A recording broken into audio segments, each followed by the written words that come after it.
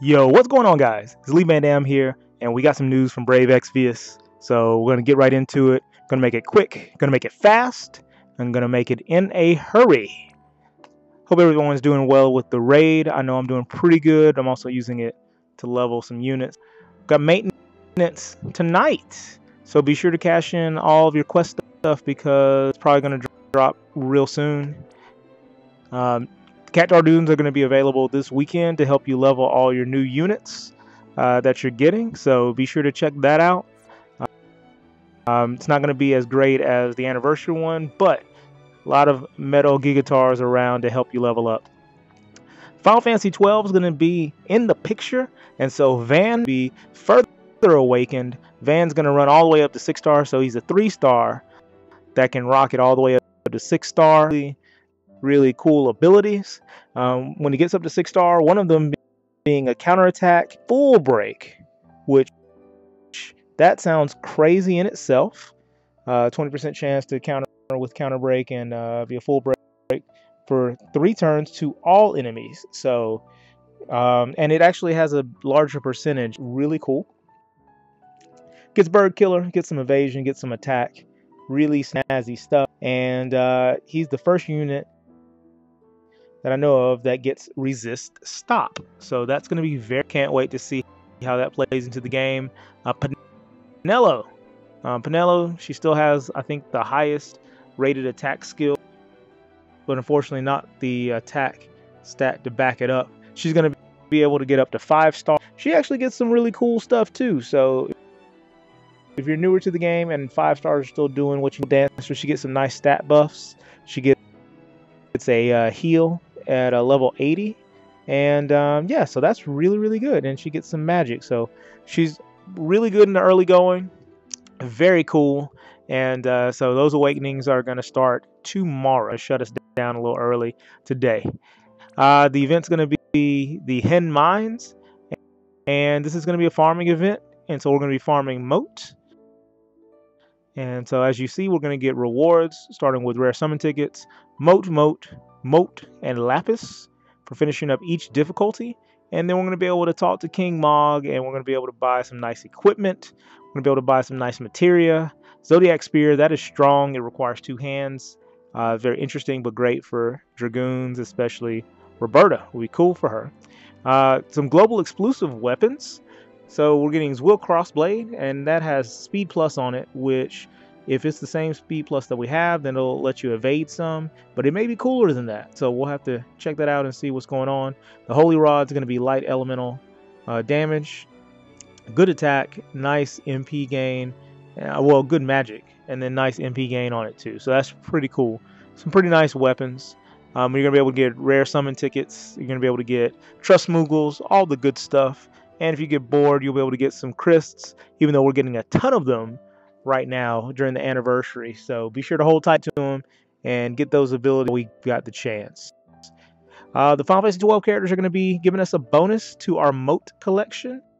So be sure to save the ones that you get. A lot of people probably have Vaan by now. So if you have more than one Vaan and you haven't merged them to get Maximilian, it's a great time to break them out, make a group, and get that bonus moat right from day 1.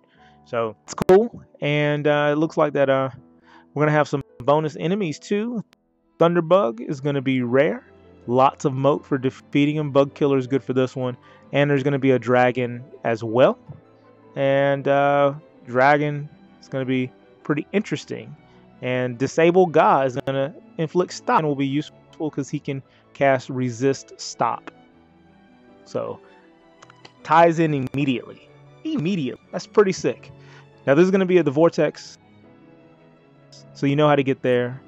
We're going to have a good time, and let's talk about what we're all came here for, which are the Final Fantasy XII characters.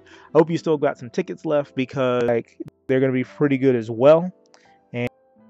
And we're going to start off with Zargaboth. Now he is the global exclusive. Couldn't find a graphic for him, so I don't have a page here, but he looks sick. Now, from what I understand, he is the only judge left by the end of the game, and his TMR is going to be the Judge Helm, 35 defense, 20 spirit, and plus 15 to every resist except dark, so that's pretty useful. His biggest stats are magic points, so that's interesting. Seems to have decent stats all around. Rejuvenate, look at this. Fully restore hit points and restore magic points for one ally. So that is a really, really sick ability to get somebody back on their feet. Word of Law, that's cool. So we're going to deal some unmitigated light damage, partially unmitigated light damage to all enemies and reduce damage taken by all allies for 2 turns. So that's some really cool support there. And then Arcadian Light, it looks like that he boosts all your combat stats and gives you resistance to a ton of status effects for all allies. That's crazy. So that's some really good support there. I can't wait to see more of what he brings to the table as a judge. And next we've got Ashe.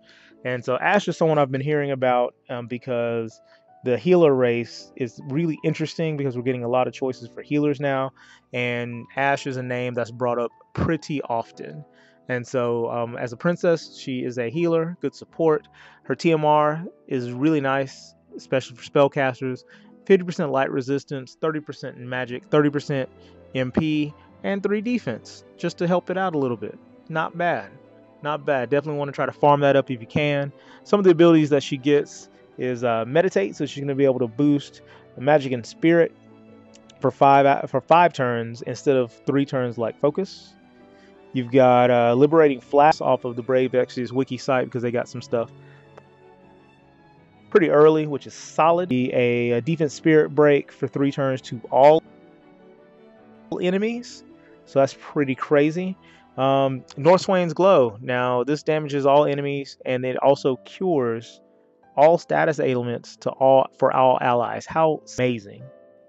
And then last but not least, we've got Heaven's Fury, which it deals magic damage and then it also heals you too.